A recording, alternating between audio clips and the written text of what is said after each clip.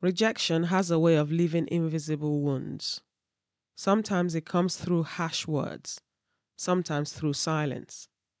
A friendship that slowly faded, a relationship that ended, being overlooked for an opportunity, feeling excluded, feeling unwanted, feeling like you weren't enough. The painful part about rejection isn't always what happened.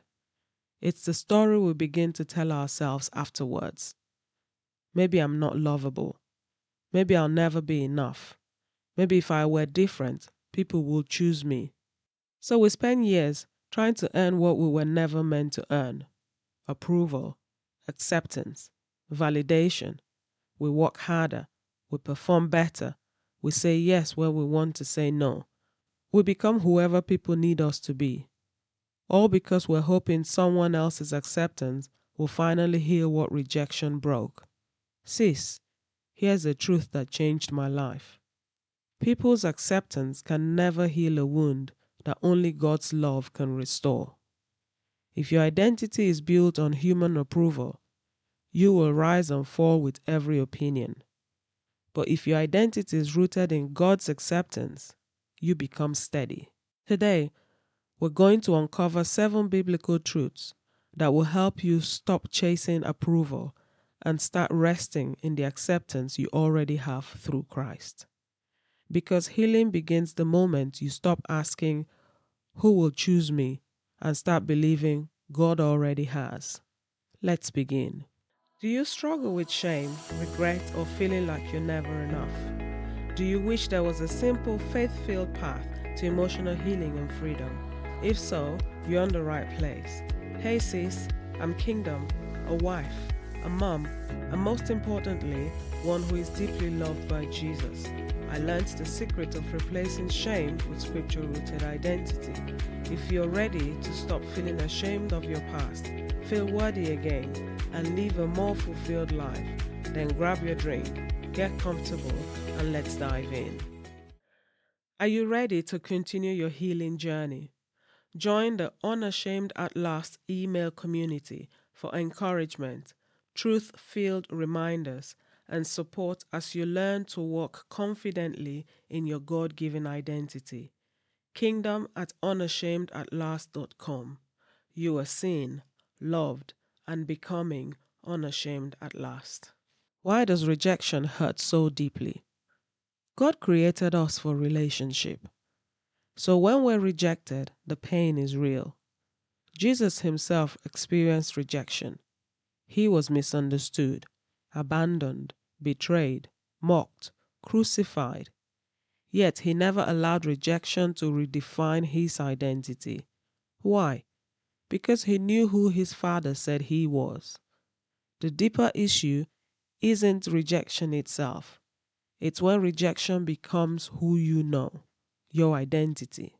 Let's look at these truths to help us from today. Truth number 1. God chose you before anyone rejected you. Long before anyone overlooked you, ignored you, or walked away from you, God chose you.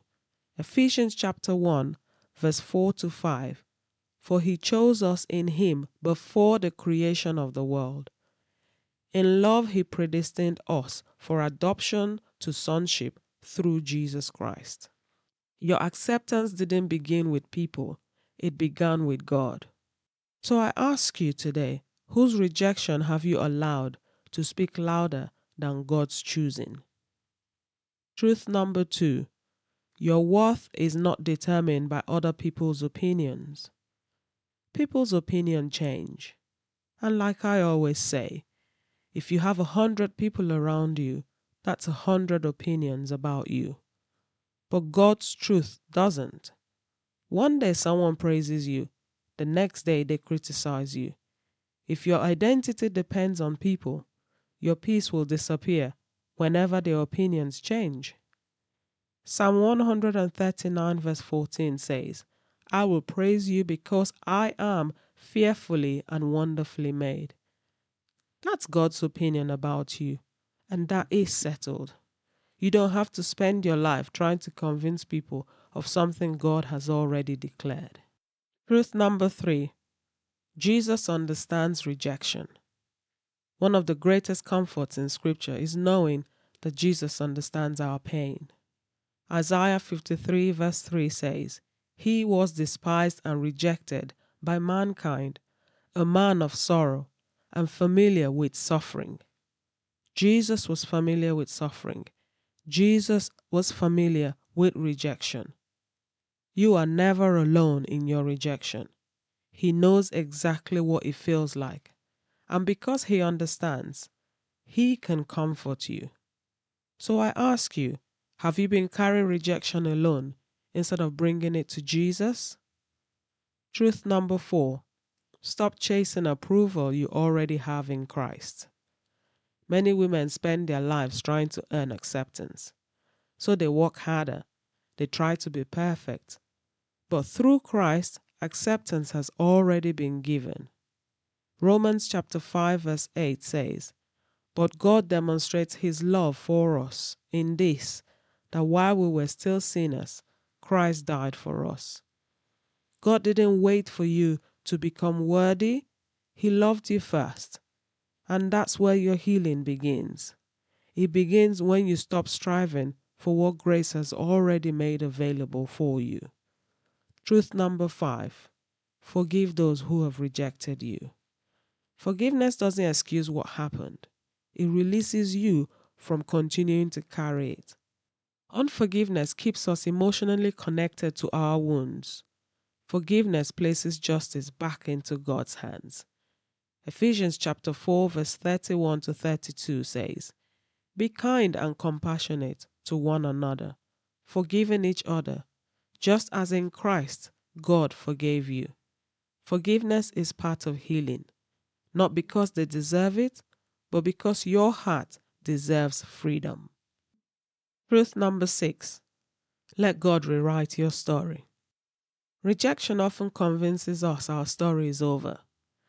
God specializes in new beginnings. What people rejected, God often redefines. Joseph was rejected by his brothers. David was overlooked by his family. Jesus was rejected by the world, yet God's purpose continued. Romans 8:28, "And we know that in all things God works for good of those who love him." Your rejection is not the final chapter. God is still writing your story. Truth number 7. Live from acceptance, not for acceptance. This may be the greatest identity shift of all. You no longer have to wake up asking, "How can I get people to accept me?" But instead, "Lord, how can I live today knowing I'm already accepted by you?" That is freedom. Colossians chapter 2 verse 10, "In Christ you have been brought to fullness." You are already complete in him. Nothing people do or fail to do can change that. Here are some women in the Bible who experienced God's acceptance. Haggai, Genesis 16 and 21. Haggai experienced rejection, abandonment, and loneliness. Yet, in the wilderness, God met her personally. She called him El Roi, the God who sees me. Her story reminds us that even when people reject us, God never loses sight of us. Leah, in Genesis 29:31 to 35. Leah longed for Jacob's love and acceptance. For years she lived feeling overlooked. Yet God saw her pain, blessed her, and gave her an important place in his redemptive story. Her worth was never determined by Jacob's affection, but by God's faithfulness. The Samaritan woman, in John chapter 4 verse 1 to 30. Rejected by society because of her past, the Samaritan woman expected judgment from Jesus. Instead, she encountered grace, acceptance, and living water. Jesus saw beyond her story and called her into a new future. Her story reminds us that God defines us by his grace, not by our past. And finally, Naomi in the book of Ruth. Naomi experienced devastating loss and believed her life had become bitter and empty. Yet, God lovingly restored her through Ruth and Boaz, reminding her that seasons of loss are not signs of God's rejection. Her story reminds us that God's acceptance remains constant, even when life feels painfully disappointing. What does healing from rejection look like? It doesn't mean you'll never experience rejection again. It means rejection no longer defines your identity. It means loving people without depending on their approval. It means receiving correction without believing you're worthless. It means resting in God's acceptance instead of chasing human validation. Most importantly, it means believing that the God who chose you has never once regretted his decision.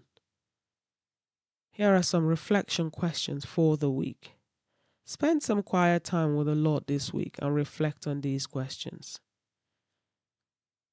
Have you been chasing people's approval instead of resting in God's acceptance? Who do you need to forgive so your heart can heal?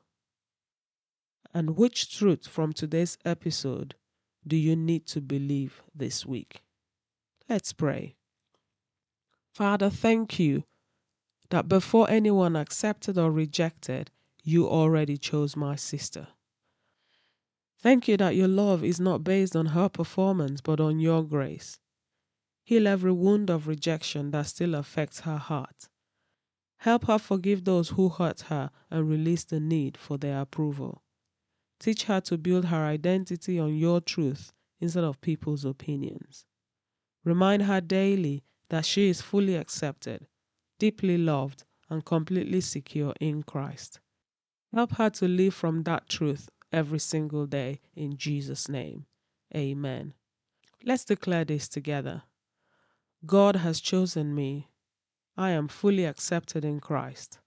My worth is not determined by people's opinions. I release every wound of rejection. I choose forgiveness and freedom. I no longer chase approval. I live from God's acceptance. My identity is secure in Christ. I am deeply loved. I am seen. I am accepted. I am unashamed at last. Sis, rejection may have happened to you, but it is not who you are. God's acceptance speaks a louder word than anyone else's rejection ever could. The more deeply you believe that truth, the freer you become to love, serve, and live without constantly seeking validation from others. If today's episode encouraged you, would you share it with another woman who may be carrying the pain of rejection? God's word has the power to heal wounds that people never even knew they caused. If you're enjoying Unashamed at Last, I'd love for you to follow or subscribe or leave a review. It helps more Christian women discover this community where we're replacing shame with scripture-rooted identity through emotional healing, biblical truth, and healthy boundaries. Until next time, remember this. You don't have to spend your life chasing acceptance that has already been given to you in Christ. You are chosen, loved, and welcomed into God's family, not because of what you've done, but because of who He is. Keep replacing shame with scripture-rooted identity and keep living unashamed. If this episode encouraged you, make sure you subscribe, leave a review on Apple Podcasts or Spotify, and share this episode with another woman who needs this reminder today. Because the more we bring shame into the light, the less power it has. Now go drink some water, breathe deeply, and remember, you are not who shame says you are. You are who God says you are, and you are becoming unashamed at last. I'll see you on the next episode. Bye, sis.